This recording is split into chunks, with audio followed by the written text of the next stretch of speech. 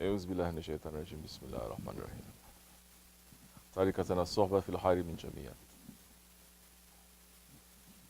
This tariqat is based on association. Islam stands on association. Islam is not contained in books. Even the book of Quran did not come down as a book, did it? Did Jibreel alayhi salam come down opening a book, telling Prophet, now read this book? No. When Prophet alayhi salam was saying the ayats of the Quran, did Jibreel alayhi salam show him the book and he's reading from it? Or did he open the book to read from it? No. In fact, compiling the Quran into a book, it is a bid'at. These words Wahhabis, they love to use. So we say, okay, we give it to you a little bit. You like to use the word bid'at? I use that word. Compiling the Quran into a book, it is a bid'ah. It's a bid'at. Because it did not happen during the lifetime of the Prophet ﷺ. They're saying zikr is bid'at, mawlud is bid'at, saying la ilaha illallah is bid'at. I'm saying to you, like what Shaykh Efendi is saying, you are bid'at. You are an innovation. You didn't come. Were you there during the lifetime of the Prophet? No, so you are bid'at. But they're not understanding Islamic knowledge and Islamic civilization. There's bid'atul hasana, which Holy Prophet ﷺ is saying, if you start something that is good, that you're going to get the reward, and anyone who is going to continue with that action, you are also going to get the reward until Judgment Day. We don't know our history. The first one who compiled it for himself, not for everyone else, was Hazrat Abu Bakr, the peer of our tariqat. And it wasn't until the time of who? Say. Hazrat Usman, radiallahu anh, that they decided to compile it into an official meaning, the way that the Prophet wanted the book to be compiled, the Quran Karim to be compiled, and to be spread, because during Hazrat Usman's time, Islam was spreading everywhere. It was spreading to the Western nations, to the Eastern nations, to steppes of Russia, to Africa, everywhere it was spreading, and people were coming into Islam. And with that great numbers, different ways of reading, different ways of reciting. And people were writing it differently too, and there were different enemies coming into Islam, pretending to be part of the Muslim Ummah, and they're making so much confusion.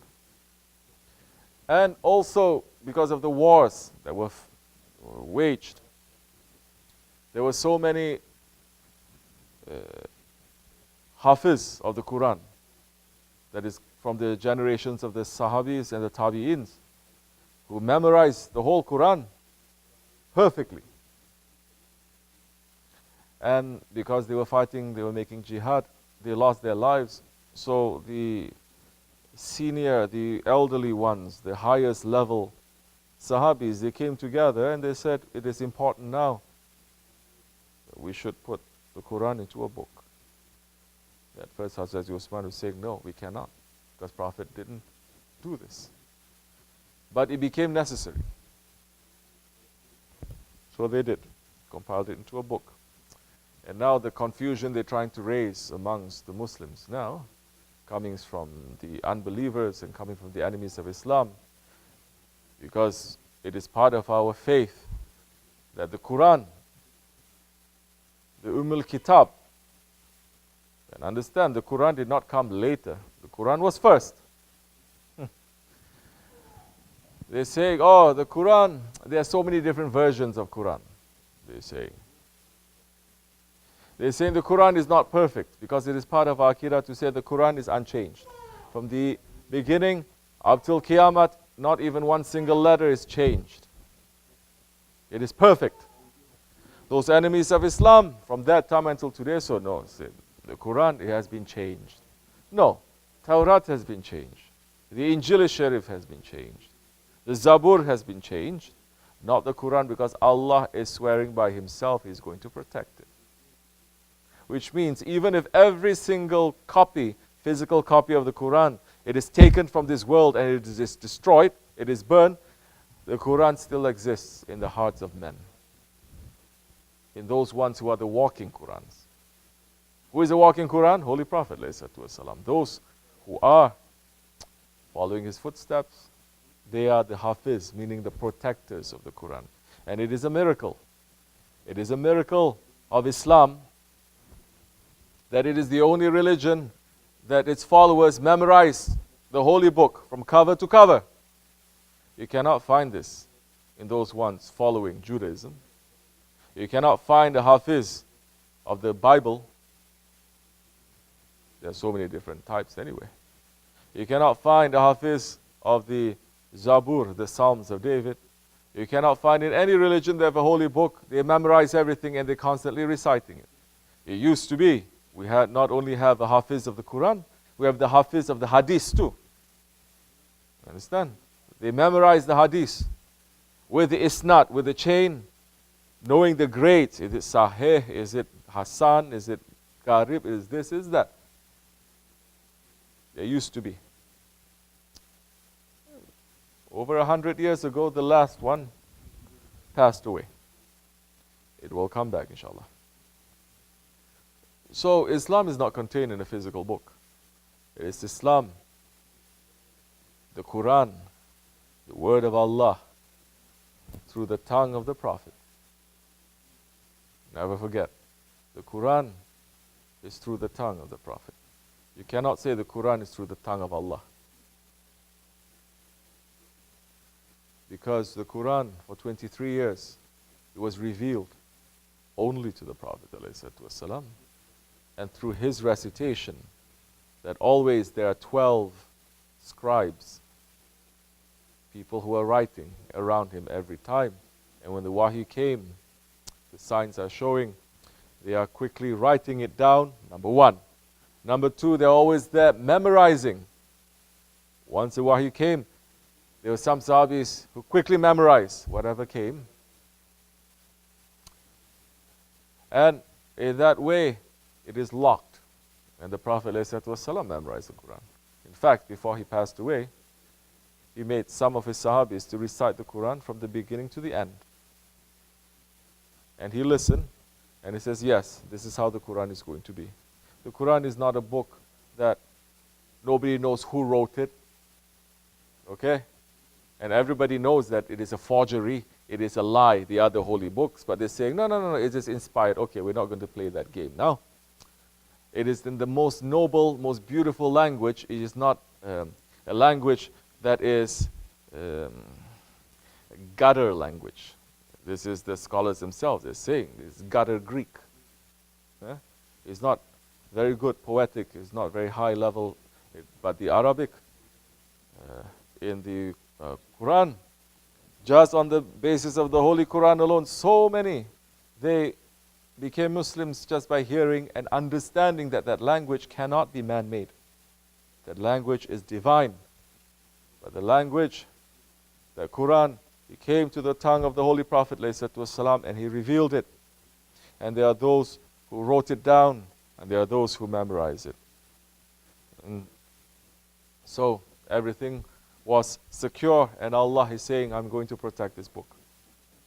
And it has been protected. The Quran, you may find from the time of Hazrat Usman, nothing has been changed until now. Slight. What has been changed? Slight variations of pronunciation. But that's because the Arabic itself, there are so many different dialects. Those who are pronouncing, reciting, and speaking Arabic, say in Syria, it is different from Hijaz. In Hijaz, it is different from North Africa. We're not going to now play the game again. Oh, are they Arabs? Are they not Arabs? No. There are 7 major recitations of the Quran and 14 minor variations of that recitation, and it is all approved. So this is part of our history. We should know. But the Quran, it is not protected by putting a couple of pages together. It is protected by those ones who are the real Hafiz. And it's a miracle in Islam too, that you have people not only being the Hafiz, the Hufaz of the Quran, but you may find from all ages. A kid, 7 years old, he's memorized the entire Quran. From 7 years old to 70 years old, there are always thousands of people who has memorized. Even if they take away all the physical Quran, the Quran is still there. And we know then, if there is a pronunciation problem, if there is a language problem, if there is a content problem, because now nobody can change it so easily, because all the Muslims, they know their book too. It is not something like other traditions. They don't even let the followers of their tradition to read their book, isn't it? Until recently. They don't even let them to read. For the Muslims, it is a holy command. The first commandment is read, recite. And from that time until today, Muslims are reciting it. And just to sit and to listen to the Quran being recited, it is a worship. It is a worship. That even the unbelievers, they say, oh, it frees their heart. They get very amazed when they listen. So, we are nearing to the night of the Miraj, where certain events happen that's bringing good news to this ummah. And after the Miraj, the next holy night is what? Bara'at. And after Bara'at, the holy night, Laylatul Qadr. And it was the night of Laylatul Qadr that the Quran is revealed. Quran came. Isn't it? So all these holy nights, all these very important, very holy events, they are very close to each other in these days. Muslims, we are taking these events as important, not just as a routine. Routine means you're doing something over and over again, and it stops having meaning. You're just doing it like a robot. If we take ourselves from the routine of our lives, and we set aside these holy days and holy nights as being very valuable to us, Allah will place a high value on us. Because these days and nights, even if we are not putting value to it, Allah is putting value to it. The angels are putting value to it.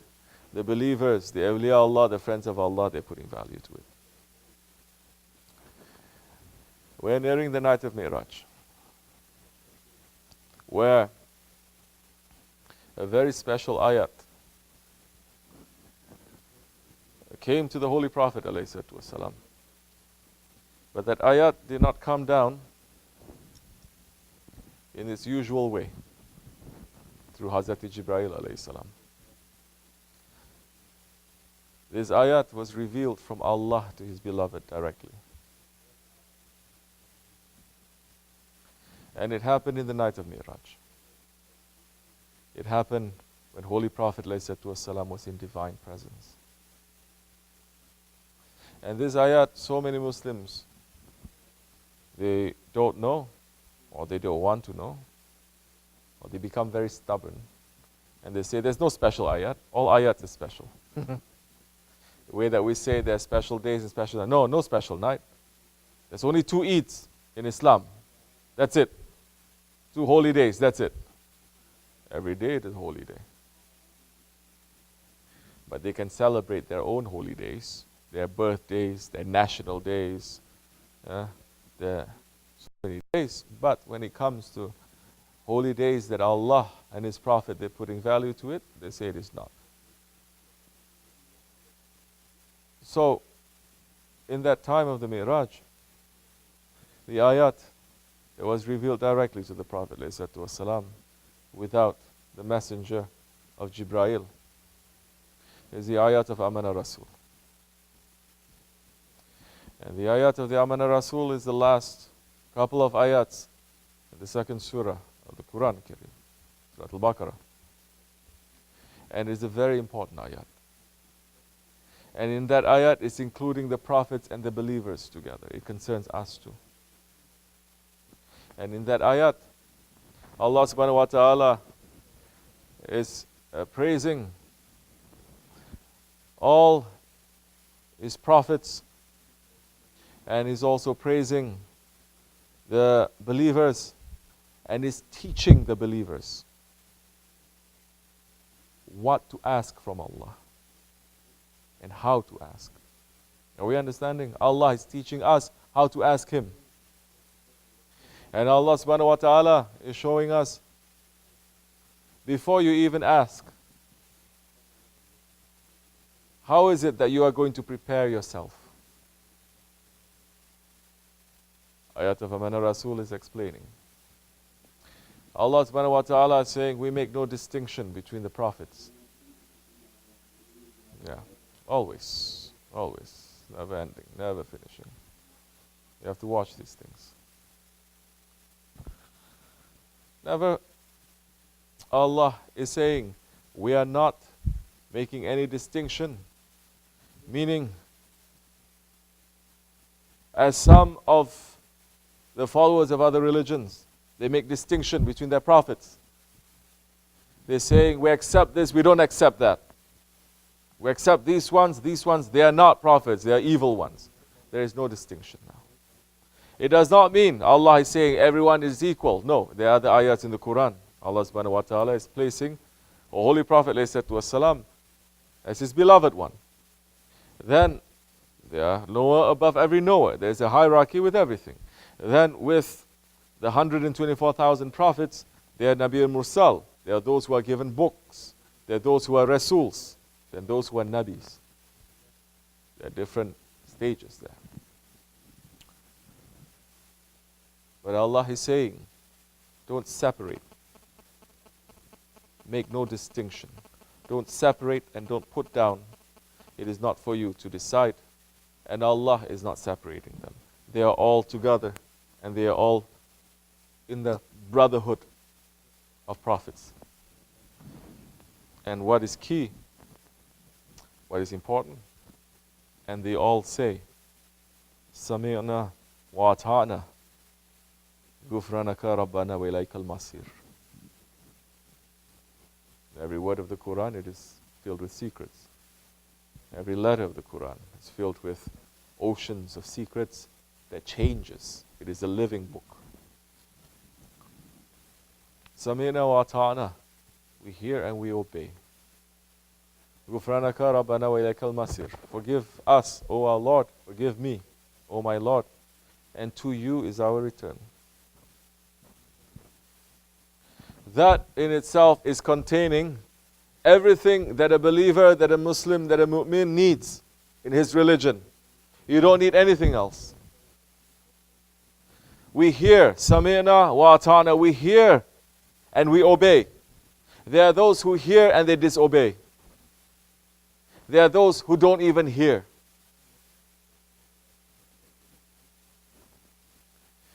Sami'na wa ata'na, we hear and we obey. Allah is not saying the way to approach me, the way that these prophets and the believers should be. It is not. We hear, we discuss, we argue,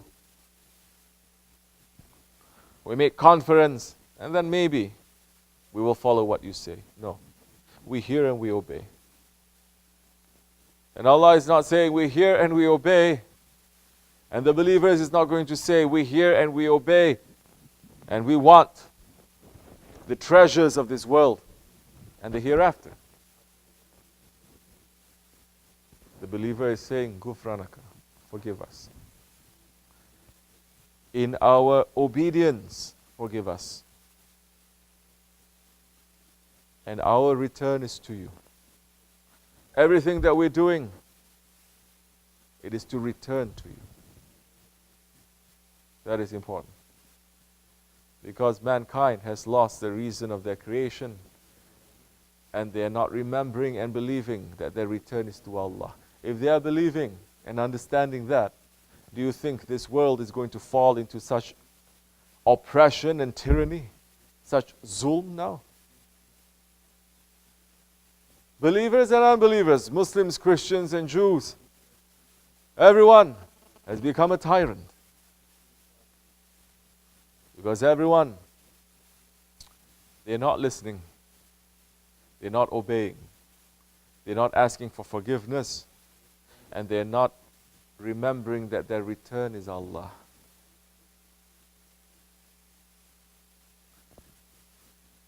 Alhamdulillah. Allah SWT has made it easy for us because we have a guide. And Allah SWT is making the whole world, inshallah, to know our guide. The door to be in His circle, it is open from east to west. The door to be in the circle of our Sultan al-Awliya, it is open from east to west. But how many are returning that invitation? And how many, when they return with that invitation, they come and they say, Sami'na wa ta'ana. We hear and we obey. Or how many, I'm asking myself, they return that invitation and they just want to be served. They want to be royalty. They want to just come to have an adventure. The service, it is a very high honor that is only given to those ones who want to be servants. And Allah SWT loves His servants. And the title that the Holy Prophet ﷺ loves most is Abdullah. Inshallah, if we remember our servanthood, why you have been created, then we may approach these holy days and nights with that attitude. Not to approach these holy days and nights just to complain, just to say, oh, my life is like this, my wife is like this, my husband, my business, my car, my children, and just complaining to Allah and wanting, using these holy days and nights to ask for the dunya again. We should not. We should ask that Allah SWT make us to become better servants, to open the way for us to serve Him, and for us to be forgiven and to return to Allah the way that He created us, in ahsani taqweem. These nights, these holy days and holy nights, is a big chance and a rahmat that Allah SWT has given to us to clean ourselves, for us to come back to our original reality, to be in ahsani taqweem, to be clean. May our barat be clean, inshallah.